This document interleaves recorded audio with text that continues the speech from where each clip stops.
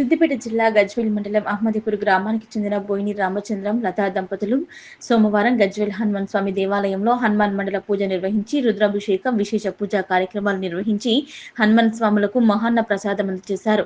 ఈ సందర్భంగా పురోహితులు మాట్లాడుతూ హనుమాన్ స్వామి కరుణా కటాక్షలతో అందరూ బాగుండాలని, హనుమాన్ మాలధారణ శ్రేష్టమని, హనుమాన్ మాలధారణ వల్ల కోరిన కోరికలు నెరవేరుతాయని, ఆయురారోగ్యాలు సుఖ సంతోషాలు అష్టైశ్వర్యాలు కలుగుతాయన్నారు.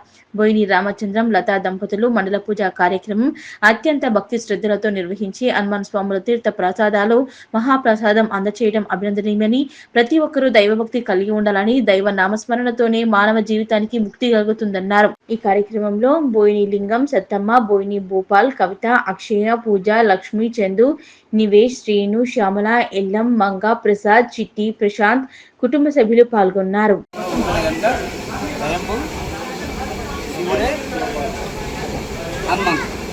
హనుమంతుడు పుట్టిన తర్వాత రాముడు అవతారం దశరథ మహారాజు పుడుతుంది. అది వాల్మీకి రామాయణం ఉంటుంది, అదొక పర్యాయం.